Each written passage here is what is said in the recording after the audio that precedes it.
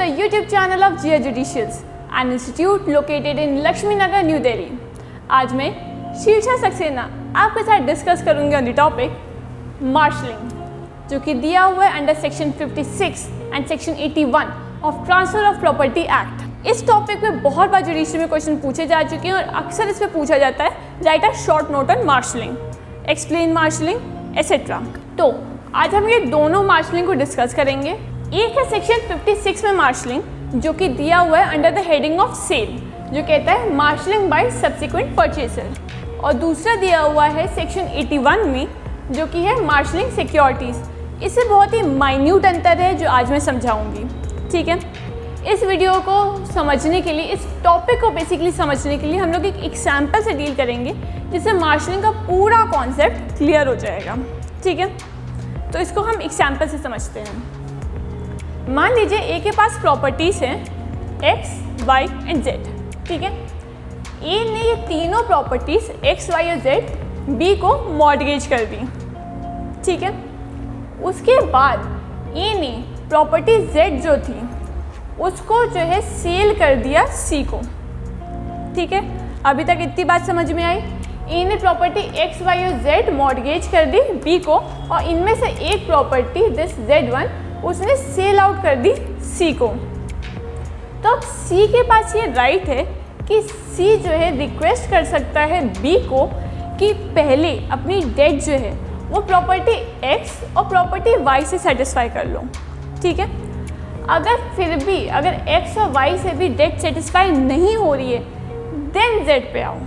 तो ये है मार्शलिंग का कॉन्सेप्ट, जो कि एक अरेंजमेंट है जिसमें एक सब्सिक्वेंट ट्रांसफरी रिक्वेस्ट कर रहा है कि पहले तो उन प्रॉपर्टी से अपनी डेट सेटिस्फाई करो जो इस थर्ड वाले पर्सन को, इस सी को नहीं मिली है, और अगर फिर भी उसकी डेट सेटिस्फाई नहीं हो पाती है देन इस तीसरी प्रॉपर्टी पे जो कि इसको सेल आउट हुई है उससे अपनी डेट सेटिस्फाई करो।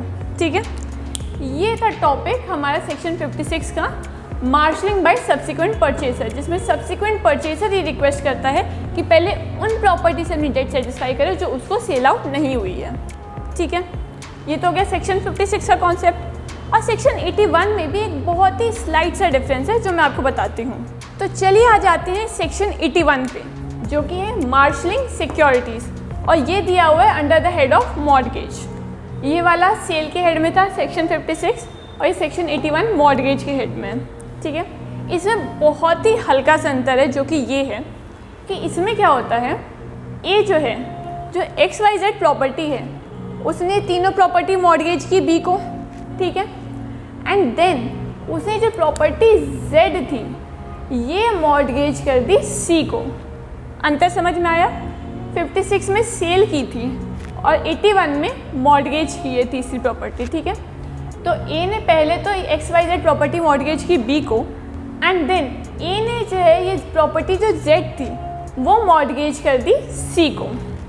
तो सी जो है वो रिक्वेस्ट कर सकता है बी से कि वो पहले तो प्रॉपर्टी जो है एक्स और वाई, पहले तो एक्स और वाई प्रॉपर्टी से अपनी डेट को सेटिस्फाई करे। ठीक है, और अगर फिर भी उसकी डेट सेटिस्फाई नहीं हो रही तो वो जेड प्रॉपर्टी को से अपनी डेट सेटिस्फाई करे। तो ये था कॉन्सेप्ट मार्शलिंग सिक्योरिटीज़ का, जिसमें जहाँ पे पहले ए ने जो है अपनी तीनों प्रॉपर्टी बी को जो है मॉर्गेज कर दी थी, एंड देन ये थर्ड प्रॉपर्टी सी को मॉर्गेज कर दी। तो सी जो है बी को रिक्वेस्ट कर सकता है कि पहले तो उन प्रॉपर्टी से अपनी डेट सेटिस्फाई करे जो उसको मॉर्गेज नहीं हुई है, एंड देन वो प्रोसीड करे थर्ड प्रॉपर्टी पे जो कि उसको मॉर्गेज हुई है। तो मॉर्गेज का लिटरल मीनिंग, जैसे कि मैंने बताया था, मॉर्गेज का लिटरल मीनिंग है अरेंजमेंट। इसका पर्पस क्या होता है? इसका पर्पस यही है कि ये पर्सन जो है सेल के कॉन्सेप्ट में सब्सिक्वेंट परचेसर, या फिर जो है मॉर्गेज के कॉन्सेप्ट में ये थर्ड पर्सन जिसको बाद में मॉर्गेज हुई है, ये लोग अपनी जो है सिक्योर कर सके प्रॉपर्टी।